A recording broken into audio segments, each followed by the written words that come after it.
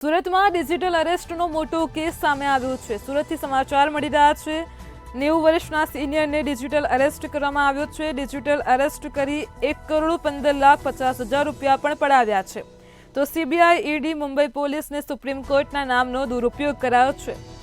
સુરતમાં ડિજિટલ અરેસ્ટનો મોટો કેસ સામે આવ્યો છે। આરોપીઓ વિરુદ્ધ 14 રાજ્યોમાં 28 જેટલા ગુનાઓ પણ નોંધાયેલા છે। सीबीआई, ईडी, मुंबई पुलिस ने सुप्रीम कोर्ट नामનો અહીં દુરુપયોગ થયો છે। તો સમગ્ર મામલે સુરત ક્રાઇમ બ્રાન્ચે 5 આરોપીઓની ધરપકડ કરી છે। પોલીસે આરોપીઓ પાસેથી 28 મોબાઈલ, 9 સિમ કાર્ડ જપ્ત કર્યા છે। 46 ડેબિટ કાર્ડ, 23 બેંક ચેકબુક, 9,50,000 રોકડ પણ જપ્ત કરી છે। કુલ રૂપિયા 15 લાખનો મુદ્દામાલ કબજે કરાયો છે, જ્યારે અન્ય 16,51,000 રૂપિયા બેંકમાં સીઝ કરવામાં આવ્યા છે। તો સુરતથી સમાચાર મળી રહ્યા છે। ડિજિટલ અરેસ્ટનો આ સૌથી મોટો કેસ સામે આવ્યો છે, જેમાં 90 વર્ષના સિનિયરને ડિજિટલ અરેસ્ટ કરી 1,15,50,000 રૂપિયા પડાવ્યા છે। તમામ આરોપી હાલ સુરતમાં રહે છે, જે મૂળ સૌરાષ્ટ્રના વતની હોવાનું સામે આવ્યું છે। તો સમગ્ર મામલે રમેશ કાતરિયા, ઉમેશ જિંજાળા, નરેશ શુરાની ધરપકડ કરાઈ છે।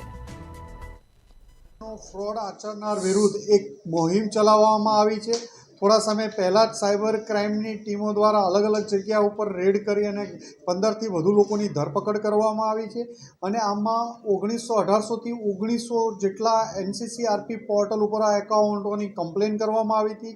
29થી વધુ રાજ્યો અને કેન્દ્રશાસિત પ્રદેશો પણ આનો ભોગ બનેલા છે આ સાયબર ક્રાઇમ ફ્રોડનો। આ લોકોની પૂછપરછ દરમિયાન 300થી વધુ તો અંદાજિત ફરિયાદો રજીસ્ટર થયેલી પ્રાથમિક હકીકત દરમિયાન મળી આવી છે। આ તપાસ દરમિયાન સાયબર ક્રાઇમ સેલની ટીમને કાલે એક વધુ સફળતા મળી છે।